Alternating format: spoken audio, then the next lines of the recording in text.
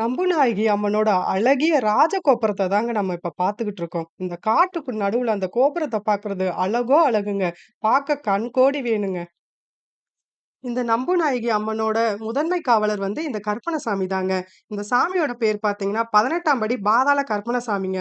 30, 40 வருஷத்துக்கு முன்னாடி இந்த சாமிய வந்து கீழ போய் தாங்க கும்பிடுற மாரி இருந்துச்சு. இந்த மணல்லாம் சரிஞ்சு, சரிஞ்சு இப்ப மேல அந்த சாமிய எடுத்து வச்சு பிரதிஷ்டை பண்ணியிருக்காங்கங்க. இப்ப நம்ம இங்கேயே வந்து தரிசனம் பண்ணிக்கலாங்க. அறுப்பு வடிவம் பூண்டவரா,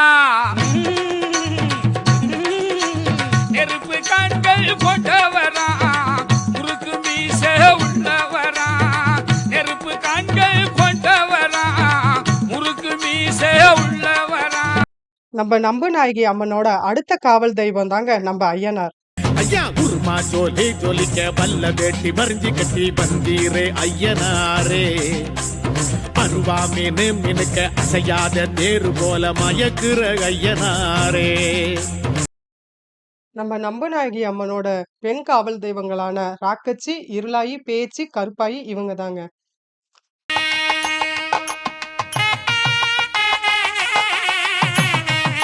நம்ம நம்புநாயகி அம்மனோட அடுத்த காவல் தெய்வமான தர்ம முனீஸ்வரர் ஆலயம் தாங்க இது. இப்ப நம்ம பார்த்துக்கிட்டு இருக்கிறது பார்த்தீங்கன்னா, 2000 வருஷம் மிக பழமையான ஆலமரம் தாங்க இது. இந்த மரத்துல பார்த்தீங்கன்னா, குழந்தை இல்லாதவங்க வந்து 1000 கணக்கான தொட்டிகள் கட்டியிருக்காங்கங்க. அவ்வளோ சிறப்பு மிக்க கோயிலுங்க இது.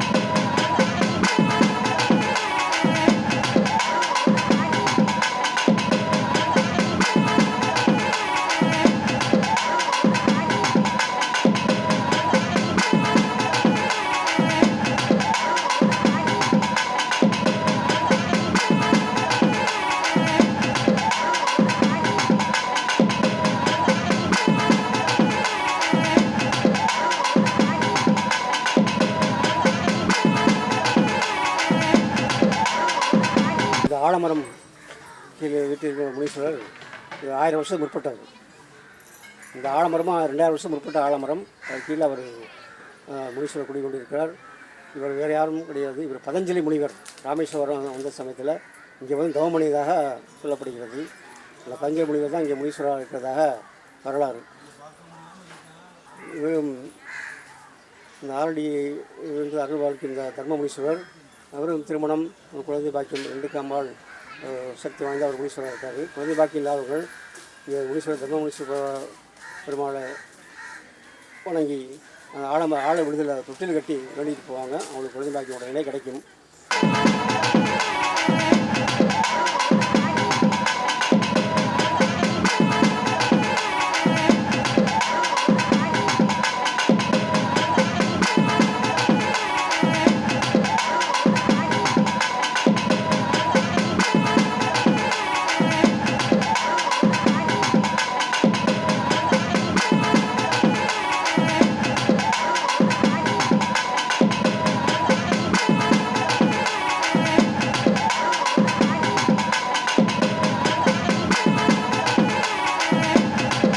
என் பேர் நம்பு ராமகிருஷ்ணன்.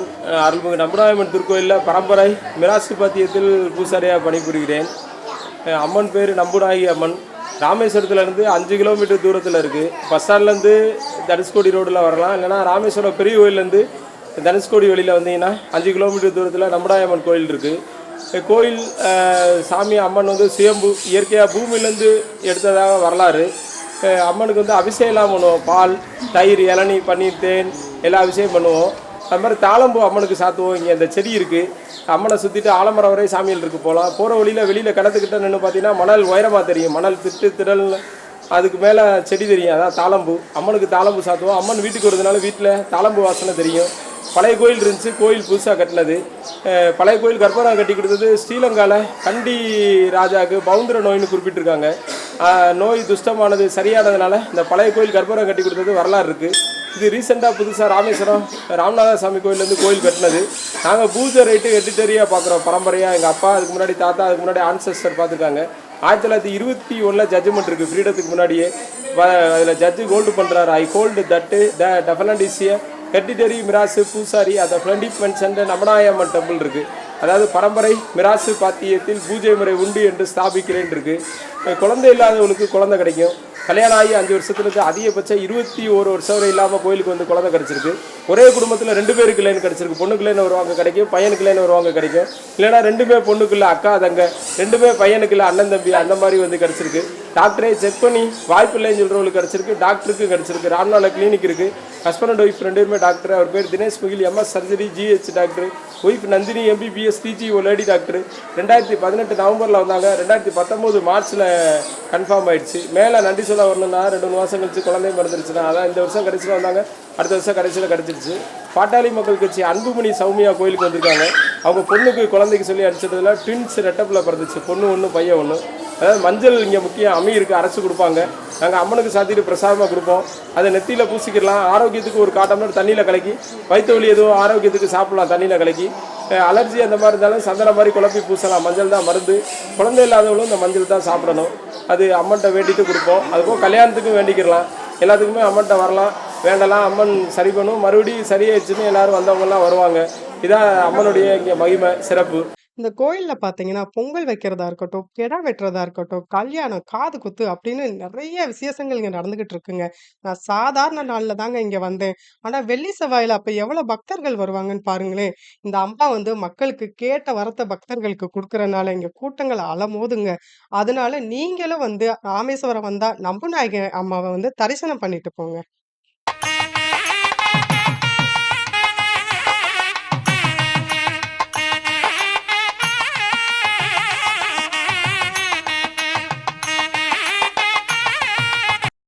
அம்மன் கோயில்ல வந்து மதிய கெடா வெட்டு விருந்து நடந்துகிட்டு இருக்குங்க. மகளுக்கு தாய் வீட்டு விருந்து மாதிரி இருக்குங்க. நானும் உட்காந்து சாப்பிட போறேங்க.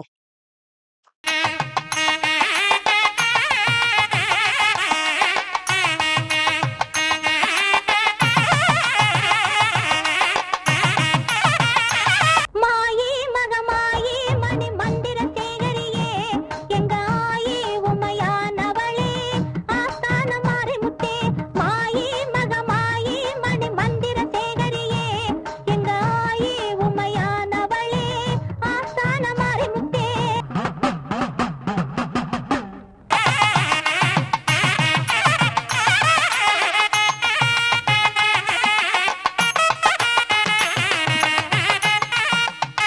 என்னை தரிசனம் செய்த இந்த நொடியிலிருந்து உன் வாழ்க்கை பிரகாசிக்கப் போகிறது.